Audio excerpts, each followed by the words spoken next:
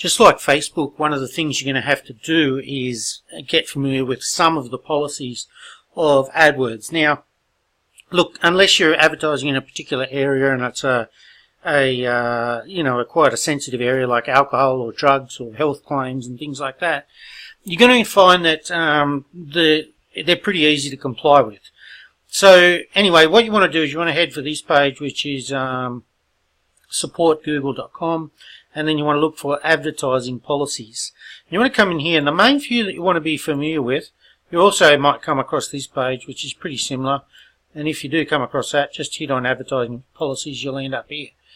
Okay, so the ones that you really want to be familiar with is this data collection and use. Particularly if you're going to go into the EU, there's some cookie requirements there, but basically you need to be careful that you have a privacy policy visible from key areas of your website. So it should be located on the footer of every page, and if you have opt-ins, it should be visible from, they don't say you have to do this, but I know for a fact Google like to see this because I've spoken to them on the phone about it. It should be visible from where your opt-in button is. So the other ones you want to have a look at is the technical requirements, okay? One ad site per ad group, okay? Account limits. Now, there's a whole page on account limits. Here it is here. And so you're allowed 10,000 campaigns. I'm not going to run through all those, but you need to stay within your account limits. And then also back in technical requirements, you need to make sure you know that you don't have broken links, that you have formats that are acceptable for internet use, and that you don't have unavailable scripts and things sitting on your website.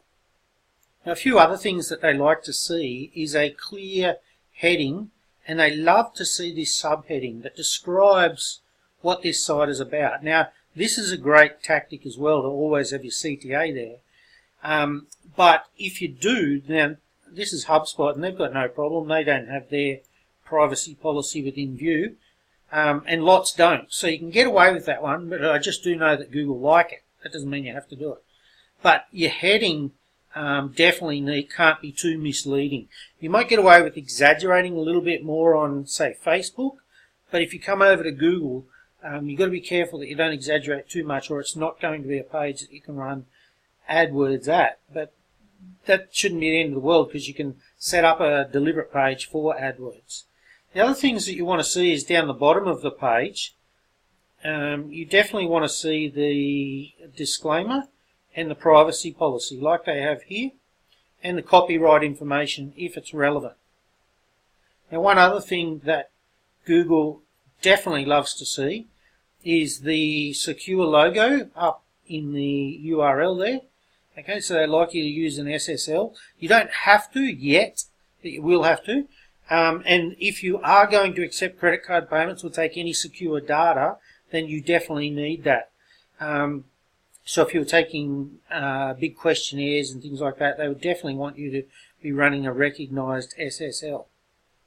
Now, if you have a phone number here, it must be verified. You must go and verify that with Google by going through the verification process where you click on it and it'll ring the phone and you answer it and you punch in a code. Now, Google's all about delivering quality sites and not tricking the user. So they don't like landing pages that you can't click to the home page of the site. So you want, obviously, to have as few links as possible. This would be a terrible landing page. There's too many links.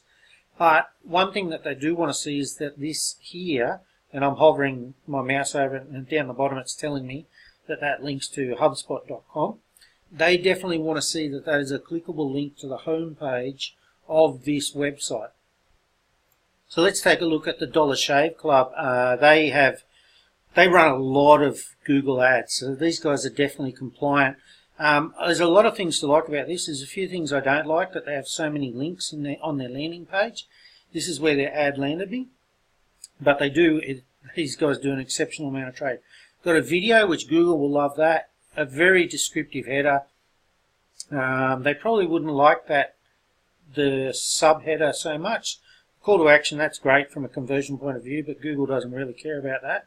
What Google does love is this. They love product images, feature rich. This would help give this page a great quality score, amongst other things. Okay, again, feature rich, explanatory rich, okay, image rich, and then they've got FAQs and everything on the landing page. So Google is absolutely going to love this. And then if we come all the way down the bottom, okay, they've got their accepted payment forms, which is fantastic. Google will love that.